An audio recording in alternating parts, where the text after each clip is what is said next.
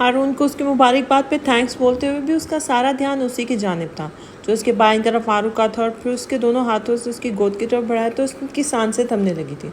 उसने बहुत आहिस्ती से उसकी गोद में लेटे अपने बेटे को अपने बाजुओं में उठाया तो खुशी पर हैरतों के पहाड़ टूट पड़े। वो नूस बेयकीनी से उसे तक रही थी।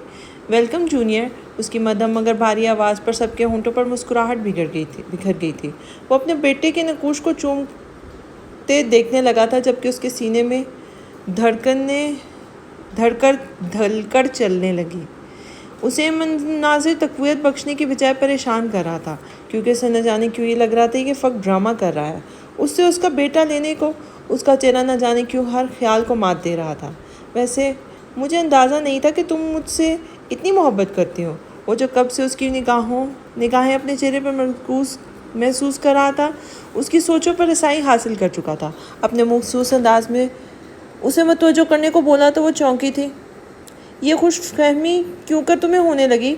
हारून ने खुशी के जवाब देने से कबल ही तीखे चुतूनों से पूछा था। मेरे बेटे की शक्ल देख लो, उसने पूरे एतमाद अंदाज में कहते हुए खुशी को कनखियों से देखा तो वो जल उठी थी। कोई मोहब्बत नहीं है, हर वक्त सर पे सवार रहते थे तो ऐसा हो जाता है। वो सिचुएशन से अक्सर बेनियाज सुलग उठी थी। शाबाश, कल को बच्चों के सामने डंडा लेकर बच्चे के पीछे लग जाया करेंगे और बच्चों की सही से तरबियत करना। जहाँ सब मज़े से उनकी नोक झोंक सुन रहे थे, वहीं कुत्सिया बेगम से बेटी की ऐसी गुस्ताखी बर्दाश्त नहीं हुई तो ठंडे अंदाज में गोया हुई थी। वो गुस्से से हैरी को घूरने लगी जैसे सारा कसूर उसी का हो। काम तो कुछ ऐसे ही करते हैं कि डंडे नहीं तो तोपों से काम चलाना पड़ेगा। वो मुंह में बतबताई तो जहाँ कुसिया बेगम ने उसे घूर कर देखा था, असद साहब खुशी के जान खुलासी करवाने की खातिर जल्दी से बोले थे। अम्मा बेगम, क्या नाम रखना चाहेंगे अपने पोते का? वो मुस्कुराते हुए बोले तो सब उनकी तरफ मुतवज्जो होते इश्तियाक से उन्हें देखने लगे थे। अर्शेर मिर्ज़ा, उन्होंने हुमैद की गोद से बेटे को लेते हुए बुलंद आवाज़ में कहा तो सबके चेहरे खुशी से जगमगाने लगे थे। तुम्हारे क्या इरादे हैं? मेरे बच्चे से इस कदर मोहब्बत और लगाव की ऐसी भोंडी एक्टिंग क्यों कर रहे हो तुम? वो जो इतने दिनों से उसकी हरकतों से अपना देखती, दिल में उठते सवालात और वहमात से परेशान थी, अर्शेर को उठाए कमरे में दाखिल होते उमैर मिर्ज़ा पे फट पड़ी थी। व्हाट नॉनसेंस, कैसी एक्टिंग की बात कर रही हो तुम? वो उसकी फजूल गोई सुनता वो मुश्किल नागवारी दबाता हुआ संजीदगी से बोला था। इसी एक्टिंग की जो तुम मेरे बच्चे, वो उसकी गोद से अर्शेर को छीनने के अंदाज में लेते हुए बोली जब उसने तनदेही से उसकी बात काटी थी। स्टॉप इट, ये सिर्फ तुम्हारा बच्चा नहीं है। उसके गुस्से से लाल चेहरे को देखते हुए गुस्सख्त लहजे में बोला था। मेरा बच्चा है ये सिर्फ क्योंकि मुझसे ताल्लुक़ तुम ख़त्म कर चुके हो और अब तुम्हारा इससे भी कोई ताल्लुक़ नहीं रहने दूंगी। वो जो समझ रही थी कि ये सब उसके लिए ही कर रहा है, बच्चे को खुद से अटैच करके उसे छीन लेगा, इसी ख्याल से वो चीख उठी थी। कब ताल्लुक़ ख़त्म किया है मैंने? बोलो, है कोई सबूत तुम्हारे पास? वो उसकी बाजू सख्ती से दबोचता हुआ ऊंची आवाज़ में धाड़ा था।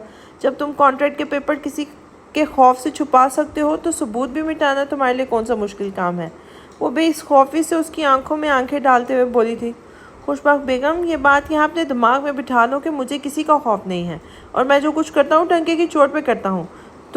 मुझे तुम्हें छोड़ना होता तो यूँ इतने पापड़ बेल कर तुम्हें यहाँ तक लेकर ही ना आता। वो उसकी आंखों में देखता बुलंद आवाज़ में बोलता उसे शश्तर कर गया था। क्या बकवास कर रहे हो तुम? मुझे पागल, वो उसके बाजू झटकती मुतनफ़िर लहजे में गोया हुई थी। तुम ऑलरेडी पागल ही हो। मुझे तुमसे शादी करनी थी क्योंकि मुझे मेरी टक्कर की कोई मिली ही नहीं थी, लेकिन मुझे तुमसे ही नहीं बल्कि ख़ुद से भी हारना गवारा नहीं था, जिसका बायस वो कॉन्ट्रैक्ट था जिसे तुमने गौर से पढ़ा ही नहीं था। वो पुरसुकून अंदाज में बोला था। इस कॉन्ट्रैक्ट के तीसरे सफ़े पर वाज़ेह अल्फाज में लिखा था कि तुम कभी भी मुझे छोड़ के नहीं जा सकती और ना ही मैं तुम्हें डाइवोर्स कर सकता हूँ, और इस चीज़ को हम दोनों ने बड़ी खुशी से कबूल करते हुए साइन किया था। वो उसके सर पे बम फोड़ता हुआ महसूस अंदाज में आंखें घुमा रहा था। तुम मेरी बेबसी का तमाशा देखते रहे हो, मेरी नस्वानियत का मजाक उड़ाते रहे हो। वो उसकी तरफ दुख से देखती फट पड़ी थी। फजूल बातें मत करो, ना मैंने कोई तमाशा देखा और ना ही तुम्हारी नस्वानियत का मजाक उड़ाया। मैं सिर्फ़ और सिर्फ तुम्हारी झांसी की रानी वाले रूप को जगाना चाहता था। मुझे तुम पर गुस्सा था कि तुम समझ क्यों नहीं रही सब कुछ, लेकिन तुम्हारी अक्ल को सलाम के जो ना समझना था वो भी समझ बैठी। वो अफसोसनाक लहजे में बोला था। तुम ये सब बच्चे, وہ بے یقینی اور شک بھرے لہجے میں بولی تھی، فار گاڈ سے خوشی، تم جانتی ہو مجھے کوئی مجبور نہیں کر سکتا۔ میں تمہیں دیکھتے ہی شادی کے لیے کیوں تیار ہو گیا تھا یہ سب تمہیں بتا چکا ہوں، لیکن میں اپنے جذبات کو سمجھنا نہیں چاہتا تھا، اس لیے تم سے جنگ جاری رکھی۔ وہ نہیں چاہتا تھا کہ کوئی بھی بات ذہن میں رکھ کر بچے کو لے کر کسی قسم کی عدم تحفظ کا شکار ہو۔ تب بھی اس کی تسلی کروانے کی خاطر خلاف عادت مفصل گفتگو کر رہا تھا۔ تم نے کبھی بھی مجھے اشارہ بھی نہیں دیا کہ تمہاری کیا فیلنگز ہیں۔ اس کے شکوے ختم ہونے میں نہیں آ رہے تھے، وہ ان چھوٹے شکووں کے ذریعے ہی اپنے بیچ موجود فاصلوں کو پاٹنا چاہتی تھی۔ اس کی ماں اسے ہمیشہ ایک ہی سبق دیتی تھی کہ بیٹا، کبھی مرد سے انا کی جنگ مت لڑنا۔ وہ ایسی بیوقوفی کر کے دنیا میں تماشا نہیں بننا چاہتی تھی، وہ بھی جب اس کا شوہر اس سے محبت، وفا اور عزت کے ساتھ یہ رشتہ نبھانا چاہتا تھا۔ اور کتنے اشارے دوں تمہیں؟ ماما بیگم کے کمرے تک تمہیں اشارہ دینے کے لیے، اور میری فیلنگز سب کا اشارہ ہی تو دے رہا تھا، اس نے آنکھیں نکالتے ہوئے اسے کہا تھا، مگر بات کے اختتام پر ارشد کی جانب اشارہ کرتے ہوئے اس کا شریر لہجہ خوش بخت کو نروس سا کر گیا تھا۔ مگر پھر بھی تمہیں مزید کسی اشارے کی ضرورت ہے تو ذرا قریب آؤ۔ آج اشارے نہیں بلکہ پوری تفصیل سے تمہیں اپنی فیلنگز بتاتا ہوں۔ اس کے چہرے پہ بکھرے رنگوں کو دیکھتا ہوں مقبول انداز میں اسے اپنے قریب کھینچتے ہوئے بولا تھا، نہیں، مجھے نہیں سننی تمہاری کوئی تفصیل، مجھے سونے دو۔ وہ گڑبڑاتے ہوئے اس کی گرفت میں مچلی تھی کہ یہی ایسا مقام تھا جہاں آ کے وہ مات کھا جاتی تھی۔ نہیں، تمہیں معلوم ہے نا، بہت نرم دل انسان ہوں میں۔ تمہارے دل سوز شکوے سن کر دل بھر آیا ہے میرا، اور اب مجھ پہ فرض ہے کہ میں تمہارے سارے شکوے دور کر دوں۔ وہ شوخی سے کہتا وہ اس کی گال پر جھکا تھا۔ تم اس قدر فری مت ہو، میں بھی ناراض ہی ہوں تم سے۔ وہ بمشکل بکھرتی دھڑکنوں کو سنبھالتی ہوئی اس سے بولی تھی، تو تمہاری ناراضگی ہی دور کر رہا ہوں نا میں۔ وہ خماری سے کہتا وہ اس کے کان کی لو کو چھوتا ہوا بولا تھا، مگر اس سے پہلے کہ وہ خوش بخت کے ہوش اڑاتا، ارشد کا اچانک بجتا میوزک دونوں کو ہوش کی دنیا میں واپس پٹک گیا تھا۔ یار، یہ کیا طریقہ ہے؟ خوشی سے کچھ فاصلہ قائم کرتا وہ بیٹوں کو دیکھتا جس بے چارگی سے بولا تو خوشی کا بے ساختہ قہقہا کمرے کی فضا کو مہکا گیا تھا، جبکہ اسے یوں مطمئن دیکھ کر وہ بھی مطمئن انداز میں مسکرایا تھا۔ آپا، عمیر کی آواز پر ارشد کو چینج کرواتی خوشی کے ہاتھ رکے تھے۔ کیا ہوا ہے؟ پھٹا ہوا ڈھول کیوں بنے ہوئے ہو؟ وہ بناتی ہوئی کمرے سے باہر نکلی تھی۔ آپا، وہ جید اور بابری باہر گلی میں سب کو تنگ کر رہے ہیں، عمیر نے ہامتے ہوئے سے بریکنگ نیوز دی تھی جس پر سن کر اسے پتنگے ہی لگ گئے تھے۔ وہ ماتھے کی تیوریاں واضح ہونے لگی تھی۔ رکو ادھر، میں اب بھی آتی ہوں۔ وہ دونوں ہاتھ چڑھاتے ہوئے باہر کی طرف لپکی تھی جب قصیہ بیگم کی پارٹدار آواز پر اسے رکنا پڑا تھا۔ تم کہاں جا رہی ہو؟ باہر غنڈہ گردی کرنے کے لیے؟ بیٹھو ادھر ہی، اپنے بیٹے کی طرف دھیان دو۔ وہ خاصے غصے میں اسے ڈپٹتے ہوئے بولی تھی، لیکن اس کے اندر کی پھڑکتی جھانسی کی رانی اب ان کے روب میں نہیں آئی تھی۔ وہ ان کے ہاتھ سے بازو چھڑواتی ہوئی تھوڑا پرے ہوئی تھی۔ آپ کس لیے ہیں؟ آپ کے پاس اسی لیے آئی ہوں، مجھے تو پیار دیا نہیں، اب میرے معصوم بچے کو ہی ذرا پیار شیار دے دیں۔ وہ ان کا دھیان بھٹکانے کے لیے بولتی ہوئی عمیر کے ہمراہ جلدی سے دروازے کی طرف بڑھی، جبکہ قدسیہ بیگم گویا جلتے تور پر جا بیٹھی تھی۔ ہاں، اسے پیار نہیں دیا تو کیا پڑوسیوں کو دیا تھا پیار؟ مجھے تو سمجھ نہیں آتی کہ ہم نے کون سی نیکی کی تھی جو اس ملنگ کو اتنا اچھا شوہر اور سسرال مل گیا ہے۔ حالانکہ کرتوت تو سارے نویدے چھاپڑی والے سے بیانے والے تھے۔ وہ کلستی ہوئی بآواز بلند بڑبڑائی تو اور نواسے کو بہلانے لگی تھی۔ تم بھابھی کو پسند کرتے ہو؟ ہارون کی پارٹدار آواز پر اس نے ناگواری سے اسے دیکھا تھا۔ اسے کوئی ہوش و حواس میں رہنے والا بندہ پسند کر سکتا ہے بھلا؟ اس نے اگلے ہی پل منہ بناتے ہوئے کہا تو ہارون کا منہ مزید کھل گیا تھا۔ حیرت کے مارے نہیں، بلکہ اس نے غلطی سے سینڈوچ کا بائٹ ضرورت سے زیادہ بڑا لے لیا تھا۔ مجھے وہ زیادہ پسند نہیں، نہ زیادہ پیاری لگتی ہے۔ وہ کچھوے کی رفتار سے گاڑی چلاتے ہوئے یوں منہ پھلائے ہوئے بول رہا تھا۔ تو پھر کوک کے ٹن پیک سے بڑا سا گھونٹ بھرتے ہوئے اس نے نوالا نگلتے ہوئے پھنسی پھنسی آواز میں پوچھا تھا۔ بس اس سے محبت ہو گئی ہے۔ اس نے بے بسی سے بات مکمل کی تو کوک پیتے ہارون کو ایک زبردست اچھو لگا تھا، کیونکہ وہ پل پل ٹرننگ پوائنٹس لیتا اسے شوق پر شوق دے رہا تھا۔ محبت؟ بھابھی سے؟ عمیر نے اس کی اوور ایکٹنگ پر گھور کے اسے دیکھا تھا۔ نہیں، تیری بھابھی کے بھائیوں سے، وہ تنک کر بولا تو اب کہ ہارون بھی سلگ اٹھا تھا۔ جس قدر بکواس تیری شکل ہے، تمہیں اس بات پر صبر شکر کرنا چاہیے کہ لڑکے ہی تجھے پسند کر لیں۔ وہ شیر کو سوا شیر تھا، مارے تیش کے عمیر کا خون کھولنے لگا تھا۔ نکلو، بلکہ دفعہ ہو ابھی کہ ابھی میری گاڑی سے، تو اس قابل ہی نہیں ہے کہ تجھے میں اپنے سسرال لے کر جاؤں۔ وہ گویا جلتے توے پہ بیٹھا تھا جبکہ اس کی گھور افشانیاں سنتا ہارون گھبرا اٹھا تھا۔ سوری، چلو اب یہ کرنا بند کرو اور مجھے یہ بتاؤ کہ بھابھی سے محبت کیسے ہو گئی؟ اس کے بعد اسے کچھ بعید نہ تھا کہ وہ واقعی سے اسے بیچ رستے میں اتار دیتا۔ تبھی وہ مثلاً بات بدلتا ہوا بولا تھا۔ عمیر نے نخوت سے سر جھٹکتے ہوئے تیزی سے ٹرن لیا تو ہارون بھی کوئی بھڑکتا ہوا جملہ بمشکل لبوں میں دباتا چپ کر گیا تھا۔ تیرے جیسا دوست کسی دشمن کو بھی نہ ملے، بندہ مروتاً ہی دوسری دفعہ پوچھ لیتا ہے۔ 2 منٹ بھی نہ گزرے تھے جب وہ کلستا ہوا بول اٹھا تھا۔ گاڑی میں بھی ہارون کا بے ہنگم کہکہا گونجا تھا۔ تو تجھے کس نے کہا تھا کہ فضول کی اداکاریاں دکھا؟ اب یہ سب چھوڑ، مجھے شروع سے لے کے ساری بات بتا۔ وہ بے مروتی کی حدیں چھوتا ہوا بولا تو عمیر نے اسے گھورا، وہ سالم ہی نکلنے کا ارادہ ہو۔ وہ جب آفس میں آئی تھی تمہارے ساتھ تو مجھے لگا باقی سب لڑکیوں کی طرح میری دولت اور حسن پر مٹنے کو تیار ہوگی، لیکن اس کا جھانسی کی رانی والا روپ جو مجھے کسی قیمت پر اپنی نسوانیت پر سمجھوتا کرنے کو تیار نہ تھا، وہ مجھے بری طرح گھائل کر گیا تھا۔ وہ گاڑی کی سپیڈ انتہائی حد تک کم کرتے ہوئے ایک ٹرانس کی کیفیت میں بولتا جا رہا تھا۔ لیکن میں عمیر مرزا تھا، مجھے اپنی یہ شکست بری طرح سے چبھی تھی، اور اس چبھن کو کم کرنے کے لیے میں نے وہ سب اٹکنڈے آزمائے جو اس چبھن کو کم کرنے کی کوشش کے ساتھ ساتھ میں نے اس کے لیے کیے کہ شاید یہ ایک وقتی کیفیت ہو، لیکن ایسا نہ ہوا۔ مجھے لگتا تھا جب میں کسی دوسری لڑکی سے ملوں گا تو میری کیفیت بدل جائے گی، لیکن ایسا کچھ نہیں ہوا۔ میں اس شکست کا کھلے دل سے اعتراف شاید اس سے پہلے ہی کر دیتا، لیکن اپنی بیوی کی غنڈہ گردی نے مجھے ان سب سے پاس ہی رکھا۔ وہ کوئی لہجے میں بول رہا تھا۔ اچانک کچھ یاد آنے پر اس نے یوں منہ بنایا گویا کڑوا بادام چبا لیا ہو، اور وہ جو منزہ پھپھو سے چھترول ہوئی تھی وہ۔ ہارون نے ان دونوں کی کیفیت کا سوچتے ہوئے مزہ لینے والے انداز میں کہا تھا، خدا کی قسم، دنیا جہان کی سب سے نالائق بیوی ملی ہے مجھے۔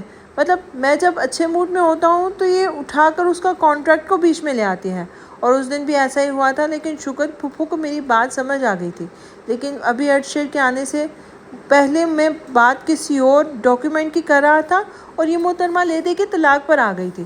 وہ برا سا منہ بناتے ہوئے اپنی بیوی کی کارگزاریاں بیان کر رہا تھا، جبکہ لہجے سے چھلکتا اس کے لیے پیار اس کے تاثرات سے مختلف تھا، مگر بہت بھلا محسوس ہو رہا تھا۔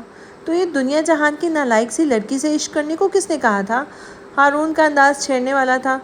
مجھے سمجھ نہیں آئی کہ وہ اتنی پیاری کیوں لگتی ہے مجھے، وہ سادگی سے بولا تھا۔ ہارون کے دل سے بے اختیار اس کے لیے دعا نکلی تھی کہ خدا اسے ہمیشہ خوش رکھے۔ اب کیا میں یہ پوچھنے کی گستاخی کر سکتا ہوں کہ یہ سواری بات بہاری کہاں تشریف لے جا رہی ہے؟ اس نے چھیڑنے والے انداز میں پوچھا تو نتیجہ حسب توقع تھا، بالکل بھی نہیں، اس نے منہ توڑ جواب دیا تھا۔ تو پھر مجھے اس گھٹارے سے اتار دیں، کم از کم مشہور و معروف کچھوے کی رفتار بھی اس سے زیادہ ہوگی۔ وہ اس کی مرسیڈیز کی سلو سپیڈ پر طنز کرتا ہوا بولا تو اب کی بار اس کے دھموکے سے بچ نہیں سکا تھا۔ میری زوجہ پچھلے 1 ہفتے سے میکے میں مزے کر رہی ہیں، اور اب میں ذرا اس کا مزہ کرکرا کرنے جا رہا ہوں۔ وہ اس کی متوقع رد عمل کا سوچتے ہوئے مزے سے ہارون کو بتانے لگا تھا، جو اس کی بات پر نفی میں سر ہلا کے رہ گیا تھا۔ او حسینہ زلفوں والی، ذرا اپنا نمبر تو دیتی جا۔ جیدہ سامنے سے گزرنے والی کوثر کو دیکھتا خپاست سے گنگنایا تھا تو وہ منہ ہی منہ میں سلواتوں سے نوازتی اپنے رستے میں ہو لی تھی، جبکہ وہ دونوں لوفرانہ انداز میں ہاتھ پہ ہاتھ مارتے ہوئے دانت نکالنے لگے تھے۔ دور سے تیز قدم چل کے آتی خوشی ان کو زہر آلودہ نگاہوں سے گھورتی ہوئی جلدی سے آگے بڑھی تھی۔ جیدے، وہ دیکھ نئی بچی آئی ہے، اس سے نمبر۔ باربری نے سامنے سے آتے ماسٹر صاحب کے شہر سے آئی بھتیجی کو دیکھتے ہوئے جیدے کو آگاہ کیا تھا، تو کب سے کمر میں پڑے دھموکے سے ہی وہ کرا اٹھا تھا۔ تو ادھر آ کمینے، میں بتاتی ہوں تجھے نمبر۔ ذلیل کمینے، وہ اس کا کالر ہاتھ میں دبوچے دھڑا دھڑ اس کے منہ کو تھپڑوں سے لال کر رہی تھی، اور جنیدے کو عمیر چھڑی سے پیٹے جا رہا تھا، جبکہ وہ دونوں اس اچانک ہوتی کارروائی سے اس قدر بوکھلا چکے تھے کہ اپنا بچاؤ تک نہیں کر پا رہے تھے۔ ویسے بھی وہ خوشی کے محلے میں موجودگی سے ناواقف ہونے کے باعث ہی یہ آوارہ گردیاں کر رہے تھے، وگرنہ تو محلے میں کسی کی اتنی جرأت نہیں ہوتی تھی۔ بدتمیزوں، بدبختوں، وہ کوئی کام نہیں ہے جو آئے دن لڑکیوں کو چھیڑنے گلی میں بیٹھ جاتے ہو۔ ہاتھوں سے جب کچھ نہیں بن پایا تو اس نے جوتا اتارا اور اندھا دھند دونوں کو پیٹنے لگی۔ جب گلی میں موجود تمام گھروں سے خواتین سر ٹکائے اس ہنگامے کو جوش و خروش سے دیکھنے لگی تھی کہ خوشبخت کی شادی کے بعد ایسا دلچسپ ہنگامہ اب کم ہی دیکھنے کو نصیب ہوتا تھا، کیونکہ ایسے دل گردے والی وہاں صرف خوشبخت ہی تھی۔ خوشی، میں کہتی ہوں بس کر دے کم بخت، قدسیہ بیگم مرد شیر کو گلے سے لگائے گلے میں آئی تو وہاں کے موجود صورتحال نے انہیں سیکھپا کر دیا تھا۔ وہ اسے آوازیں دینے لگی لیکن وہ کسی بھی آواز پر کان دھرے بغیر انہیں سبق سکھانے لگی۔ تبھی گلے کے نکڑ پر ایک سفید مرسیڈیز آن رکی تھی۔ او گاڈ، یہ میری شیرنی کس کی ٹھکائی کر رہی ہے؟ ایک جھٹکے سے گاڑی روکتا ہوا عمیر شوق سامنے کا منظر دیکھتے ہوئے بولا تو ہارون نے چونک کر اس کی طرف دیکھا تھا، مگر وہاں اپنی گنڈی بنی بھابھی کو دیکھتا وہ جھرجھری سی لے کر رہ گیا تھا۔ اللہ خیر، نہ جانے کس کی موت آئی ہے۔ وہ زیر لب بڑبڑایا تو عمیر گاڑی کا دروازہ لاک کر کے باہر آیا تھا۔ تو کدھر جا رہا ہے؟ غور سے دیکھ بھابھی کو، کتنی خونخوار لگ رہی ہے۔ تو سیدھا گھر جا، یہ نہ ہو کہ نئے نویلے پیار پر اس کے 2 جوتے پڑیں اور وہ اس کے بازو پر ہاتھ رکھتا کسی قدر خوفزدہ لہجے میں بولتا ہمدردی جتا رہا تھا۔ اس کی گھوری پر زبان دانتوں تلے دبا گیا تھا۔ بکواس بند کر، خونخوار بنی ہے تو میرا کون سا خون پینے لگی ہے؟ بیوی ہے میری، اب مجھ پر تو ہاتھ اٹھانے سے رہی۔ وہ الٹا اس کو لتاڑتے ہوئے گاڑی سے اترا تو وہ بھی اللہ کا نام لیتا ہوا آہستگی سے اس کے پیچھے چلا تھا اور اس جنگی میدان کی طرف بڑھنے لگا تھا۔ خوشی! قدسیہ بیگم جو عمیر کو آتا دیکھ چکی تھی اسے مطلع کرنے کو دوبارہ چیخی، لیکن اب وہ باربری اور جیدے کے ساتھ ان کی مدد کے لیے آئے وحید کی توجہ میں مگن ان کی پکار بالکل ہی متوجہ نہیں تھی۔ تبھی اس نے ایک ہاتھ اپنے گندھے پہ محسوس ہوا تو اس نے گھما کر جوتا اپنے پیچھے کھڑے وجود کے منہ پر دے مارا تھا۔ آ جاؤ، تم بھی آ جاؤ ان کو بچانے۔ میں بتاتی ہوں تمہیں کہ بنا دیکھے 2-3 جوتے اس پر برساتی وہ غیظ و غضب سے بول رہی تھی۔ جب نگاہ اس کے چہرے پر گئی تو زبان پر گویا لکنت طاری ہو گئی تھی اور اٹھے ہوئے ہاتھ سے گویا ساری طاقت ختم ہو گئی تھی۔ صرف وہی نہیں بلکہ پورے گلی میں اس وقت سناٹے کا شکار یکٹک سرخ چہرہ لیے، بکھرے بال اور گریبان کے ٹوٹے بٹنوں کے ساتھ ششتر کھڑا عمیر مرزا اور اس کے سامنے ہاتھ میں جوتا لیے کھڑی خوشبخت بیگم کو دیکھ رہے تھے، اور پھر اگلے ہی لمحے جناتی قہقہوں سے گونجنے لگے تھے۔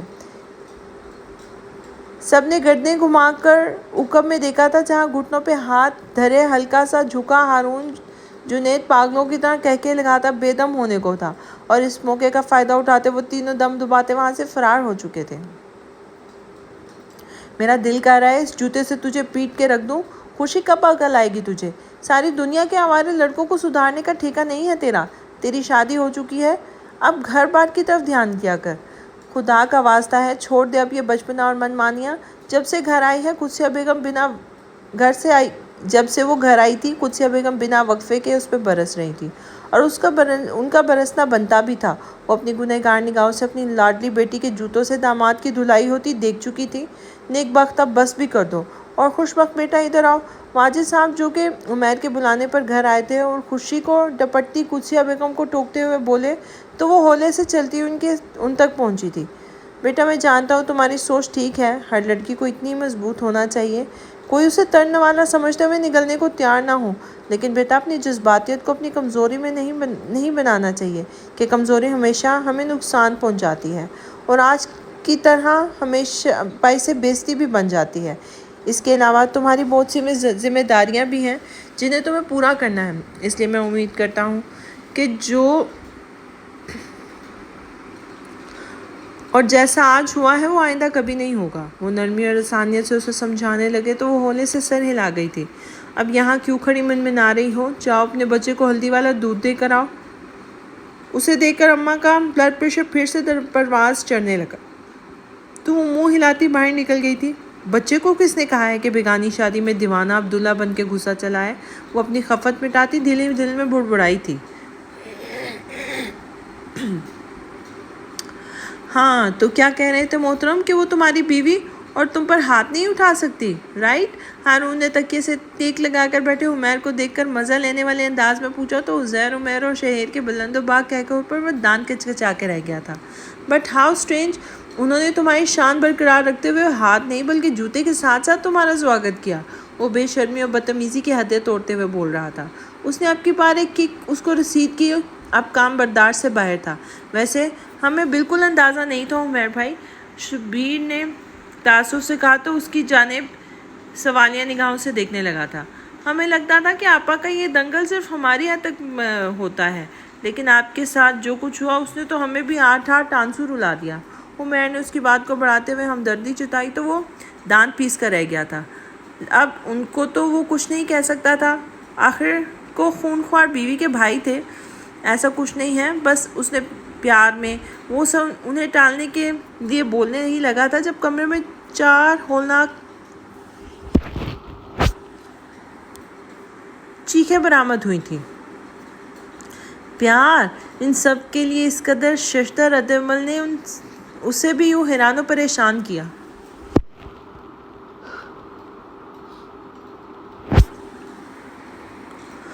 وہ ٹیک چھوڑتا فٹ سے سیدھا ہوا تھا۔ کیوں، کیا ہوا؟ اس نے ان سب کو حیرانگی سے دیکھا تھا۔ پیار، وہ بھی آپا سے؟ مطلب ایک تو خود کے ساتھ یہ زیادتی کی کہ آپا سے شادی کر لی، اور پھر زیادتی پر زیادتی، سونے پر سہاگا، آپا سے پیار بھی کر لیا۔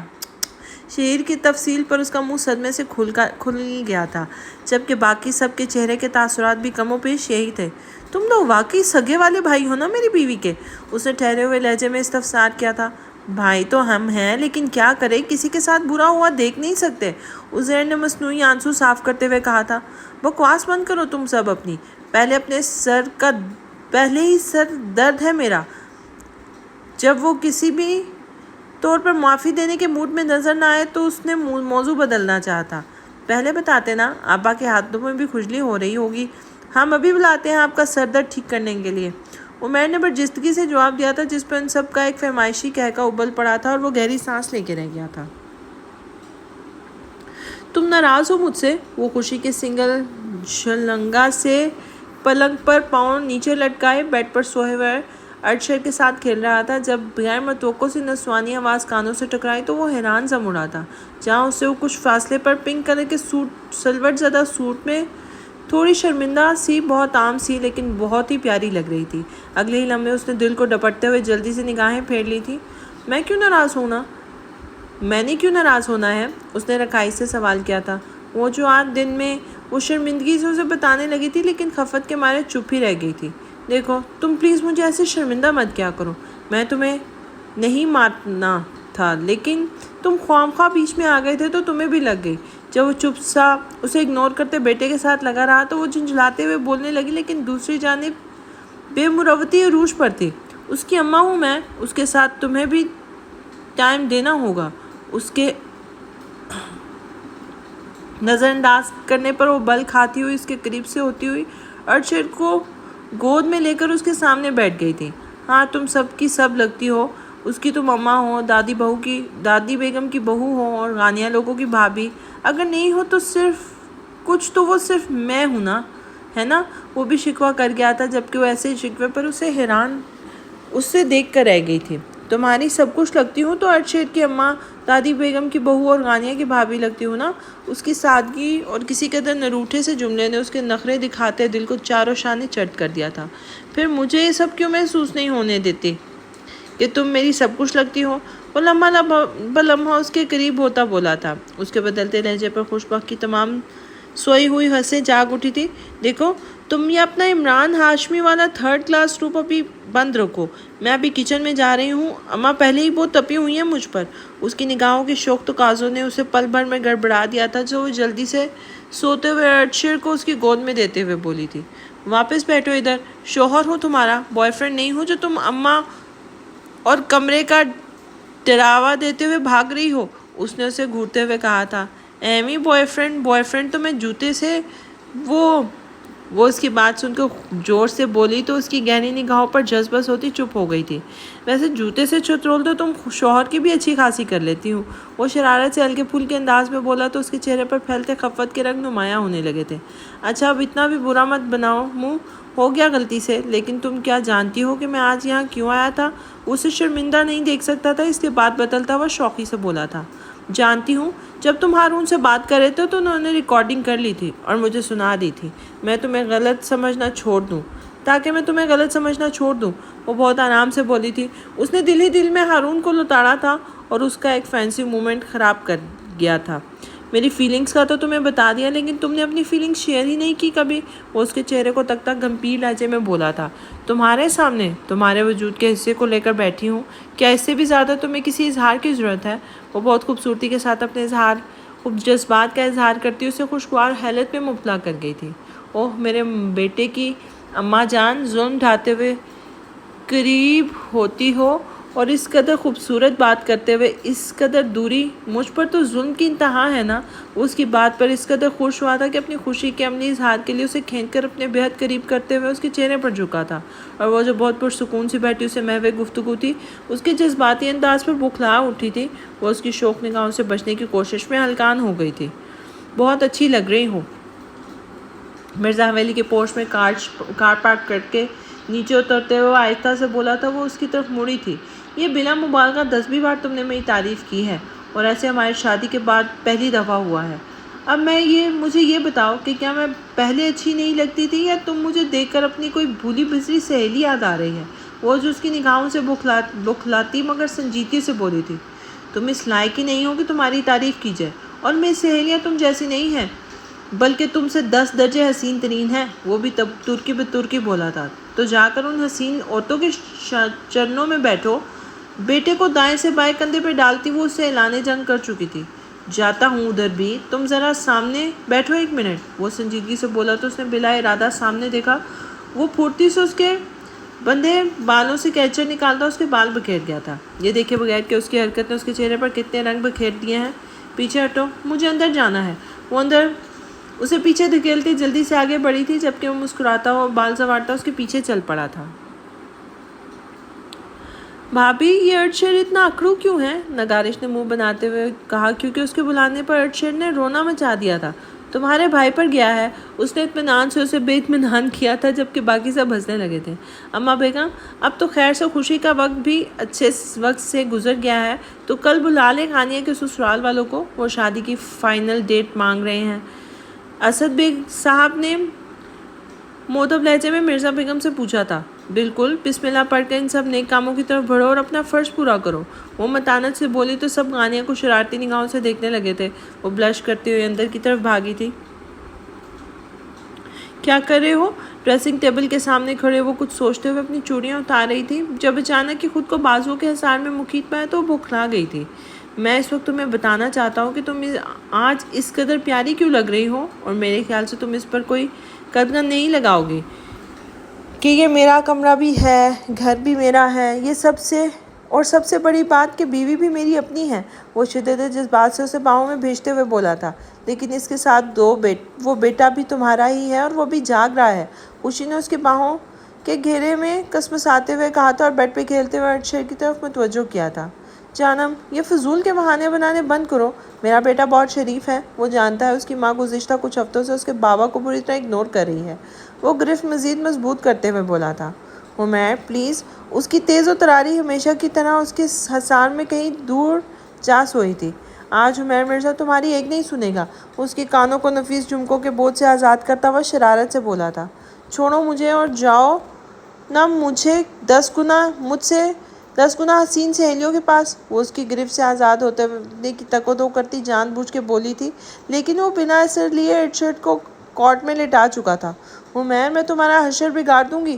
اب وہ کسی طور پہ باز نہ آیا تو اس نے مخصوص انداز کو بروئے کار لاتے ہوئے دھمکی دینے کی کوشش کی تھی۔ محترمہ، ہم تو تیار بیٹھے ہیں، لیکن یاد رہے حشر ہمارا منشا کے مطابق ہونا چاہیے۔ وہ بات کو اور معنوں میں لیتا ہوا معنی خیزی سے بولا تھا۔